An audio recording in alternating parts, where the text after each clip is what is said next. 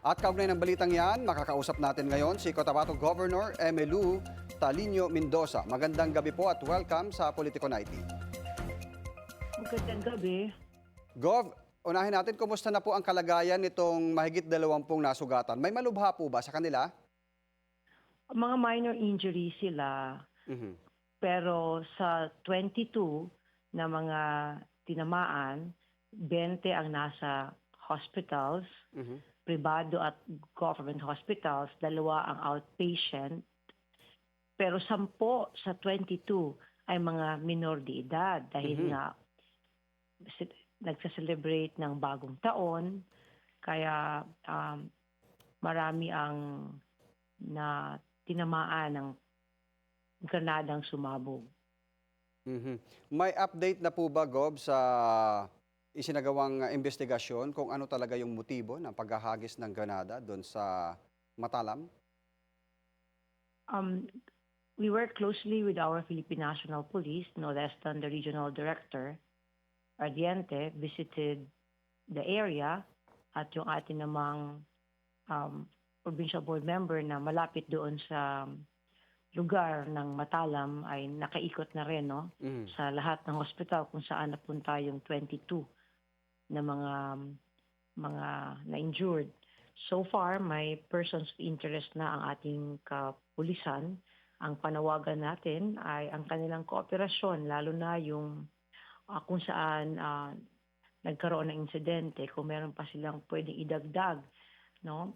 Sagutin nila ng maayos yung mga katanungan ng ating kapulisan dahil importante yon para matukoy natin kung ano ang motibo at sino itong mga salarin. Mhm. Especially so na meron ng person of interest ang ating kapulisan. Kailangan lang masilyado ng mabuti ng pagtugis ng mga nasa likod ng paghagis ng granada. Mm. Gov, meron po bang CCTV sa lugar o kaya doon sa mga dinaanan papunta o dinaanan paalis itong dalawang magkaangkas sa motorsiklo? National highway itong lugar na Mhm. to, doon mismo sa insidente din maliit na tindahan lang yun. Mm. Um, kung wala mang CCTV doon, hopefully magamit namin yung CCTV sa ibang mga choke points, no, or checkpoints Mm. na meron dyan sa area ng Matalam. Oo. Pero so far, ano na ang hakbang ng lokal na pamahalaan para doon sa mga nasugatan, yung mga lalo na yung mga nasa ospital pa sa ngayon?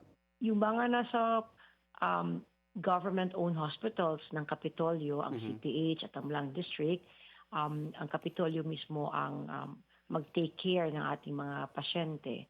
At we work closely also with Mayor Oscar Valdivieso na yung mga pribado naman na hospital na 5 ay ang LGU Matalam. Kasi syempre yun ang inuna natin Mm. sa kasagsagan ng selebrasyon. Wala naman may gusto na mag-celebrate ka na doon sa mga hospital. Pero pasalamat na lang tayo dahil walang buhay na nalagas as we celebrate Mhm. 2026. Pero kailangan managot ang perpetrators, no? Kaya kailangan natin ng kooperasyon ng bawat isa. Mhm. Gov, itong karamihan na 'to, mga magkakamag-anak po, ano? May kamag-anak, magkatabi kasi yung dalawang purok na Oh. yan. Mhm. Mga dahil nga may maliit na tindahan Mhm. at yun ang Mga magkakapitbahay pinaka siguro, mga aha. magkakapitbahay, oo, tapos may humagis ng granada doon sa harap nila kaya halos magkakilala silang lahat doon at Mhm. napakaraming bata nga, 10 sa 22 ang biktima na puro mga minor de edad. Mhm. Pero maituturing naman itong isolated case lang. Ano yung mga hakbang para sa pagpapaigting sa seguridad sa lalawigan? Meron tayong 147 na checkpoints or choke points na Mhm. minimintena ng probinsya all over the province kasi nga kahit na 1,600 yung ating kapulisan, napakalawak na aming lugar, 634,000 square kilometers kami with 1.2 million na mga Cotabateños, no? Mhm. May mga CCTVs kasi kasali na yan sa mga ordinansa ng mga um, ah, lokal na mga pamahalaan. Kaya tinitingnan din natin bakit nagpo-proliferate ang granada, bakit merong granada na nagagamit, no? Mhm. Kasi last in 2025, meron ding insidente na grenade throwing on the same town. Kaya nga sabi ni Mayor, kailangan paigtingin ito at kung saan nanggagaling itong mga granada na ito. Mhm. So yung inyong person of interest, maari po bang konektado ito sa grupo o talagang mga individual lang na nais maghasik ng kaguluhan? Kailangan isulido muna natin Mhm. yung ating mga informasyon.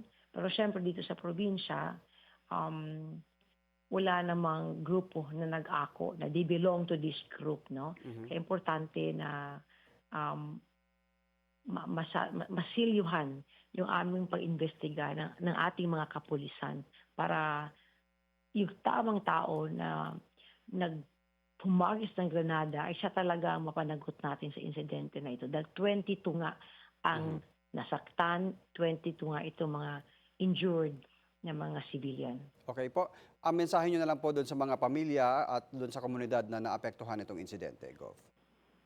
Pasalamat tayo kay Mayor Oscar, no, na dahil proactive naman itong ang ating LGU Matalam at ang ating kapulisan. Ang kailangan lang natin ngayon para mapabilis ng ating mga kapulisan ang kanilang trabaho ay ang ating kooperasyon. Additional information, importante po yun. No? Yung lugar kung saan natapunan ng granada, yung tindahan mismo, kung meron pa silang karagdagang informasyon, magbigay sila. No? Para mapabilis natin ang bigyan ng hustisya ang mga biktima ng karahasan. Maraming salamat po, Cotabato Governor Emelu Talino Mendoza.